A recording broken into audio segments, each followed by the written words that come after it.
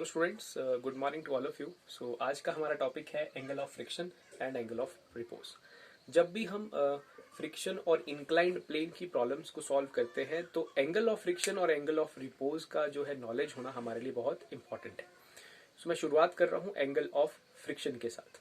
सबसे पहले हम कंसीडर करेंगे एक हॉरिजॉन्टल सरफेस एंड ये एक रफ हॉरिजॉन्टल सरफेस है और हमने इस रफ हॉरिजॉन्टल सरफेस के ऊपर एक ब्लॉक स्मॉल m मास का रखा हुआ है एंड ऑन दैट ब्लॉक, इस ब्लॉक के ऊपर हम एक फोर्स लगाएंगे जिसे हम कैपिटल P से डिनोट कर रहे हैं। हमने एक फोर्स लगाया ब्लॉक के ऊपर, तो हम जानते हैं कि इस ब्लॉक के ऊपर जो फ्रिक्शनल फोर्स लगेगा वो बैकवर्ड डायरेक्शन में लगेगा, because we are applying the force P in this direction, in this direction, so friction will act in the backward direction.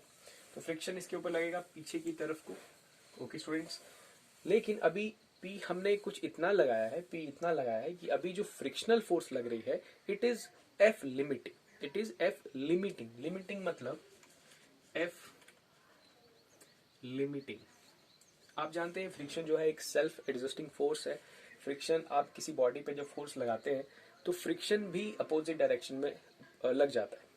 आप फोर्स और बढ़ाते हैं, फ्रिक्शन और बढ़ता है, लेकिन फ्रिक्शन की एक लिमिट है, वो एक पर्टिकुलर लिमिट तक ही बढ़ सकता है। उसकी एक मैक्सिमम वैल्यू है, उसके आगे अगर आप फोर्स लगाएंगे तो बॉडी चलना स्टार्ट कर देगी। तो फ्रिक्शन एक मैक्सिमम लिमिट तक लग सकता है, that is known as the maximum value of static friction, because body is in rest, so उसे हम लिमिटिंग वैल्यू और maximum value of static friction कहते हैं।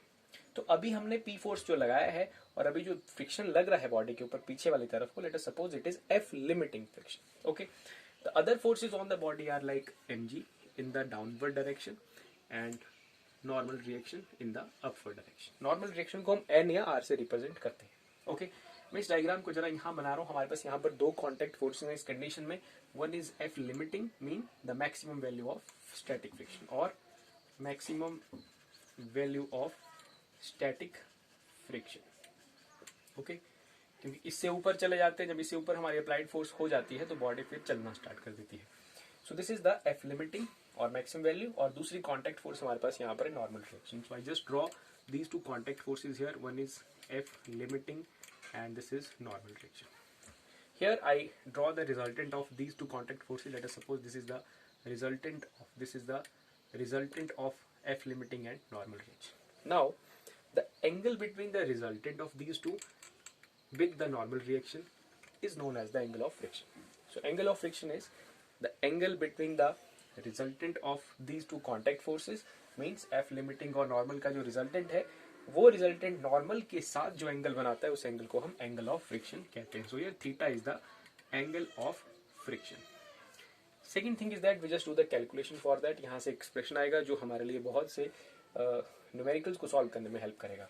We just calculate the tan theta from here. So tan theta is like F limiting upon normal reaction, और हम जानते हैं F limiting upon normal reaction is equal to mu S होता है, और यहाँ से हमारे पास म्यू एस का वैल्यू आ जाएगा tan थीटा, और theta is equal to tan inverse of mu S.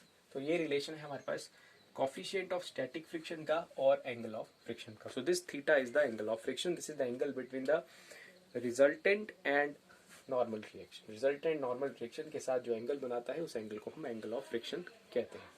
Second is the angle of repose. Angle of repose क्या है? I am just going to describe the angle of repose here. So let us again take a horizontal surface. Let us again take a horizontal surface and also take a inclined plane. Okay, students. So this is the inclined plane here, and inclined plane, let us suppose make an angle alpha with the horizontal. तो angle of repose जो angle है वो कौन बनाता है? Angle of repose is the angle formed by the, or it is the angle between the inclined plane with the horizontal. It is this angle. The angle made by the inclined plane with the horizontal. This is our horizontal, this is our inclined plane. So angle between the inclined plane and the horizontal such that the body or the block or anything placed on that inclined plane is just about to slide, or it just begins to slide. So ये वो angle है जो आपके incline ने horizontal के साथ बनाया है, और इस कंडीशन में अगर आप इस एंगल पे अगर आप किसी ब्लॉक को उस प्लेन पे रख रहे हैं, so it is just about to slide, it is just about to slide in the downward direction, or we can say that it is on the verge of slipping. ये just अब slip होने ही वाला है. अब downward अगर आप थोड़ा सा इसे और अगर ऊपर उठाएंगे, थोड़ा सा और रेज करेंगे, जस्ट थोड़ा सा उसको पुश देंगे, सो ये नीचे की तरफ गिर जाएगा. तो at angle of repose your block at that plane is just about to slide. Okay students, उस एंगल को हम एंगल ऑफ रिपोज कहते हैं. So we just do the calculation for angle of repose. Let us suppose this is of mass m. तो इसका जो wait है वो डाउनवर्ड लग रहा होगा mg, and this angle is also alpha, और हम अल्फा से जनरली एंगल ऑफ रिपोज को रिप्रेजेंट करते हैं. So this force is mg cos alpha, and this is like mg sin alpha. Other forces are normal reaction. अब यहाँ क्या है कि mg sin अल्फा की वजह से जो वेट का जो कंपोनेंट है, mg sin अल्फा जो वेट का कंपोनेंट है, इसकी वजह से ये नीचे स्लाइड करने की टेंडेंसी है इसकी. सो in that case the friction will exert in opposite direction. तो friction अभी पीछे की तरफ लग रहा है. So block is basically is on the verge of slipping. So अभी जो friction लग रहा है it is basically Fs, or the static friction is acting in this case. So we just write the equation for this, as this system is in equilibrium. So we just write the equations. ये जो forces हैं normal और mg cos alpha, these are balanced with each other. So normal is equal to mg cos alpha. Second one is frictional is equal to friction is equal to mg sin alpha. ये down the plane है, up the plane है. Equation number 1, इसको equation number 2. So we divide equation number second with 1. We get Fs upon normal reaction is equal to mg sin alpha divided by mg cos alpha. And mg से mg चला जाएगा, हमारे पास आ रहा है Fs upon normal reaction is equal to tan alpha. And we know that Fs upon normal reaction is basically equal to mu s. So we have, इसकी जगह हम mu s लिखेंगे, mu s is equal to tan alpha. So this is the relation between coefficient of static friction and angle of repose. Other relation जो हमने derive किया है वो है mu s is equal to tan theta. So from here we can say that these two angles are numerically equal to each other. So angle of repose is the angle found by the inclined plane with the horizontal such that the block placed on the inclined plane is just on the verge of slipping, or it just tends to slip downward. Okay, so we just equate the equations. Normal is equal to mg cos, mg sin alpha is equal to friction.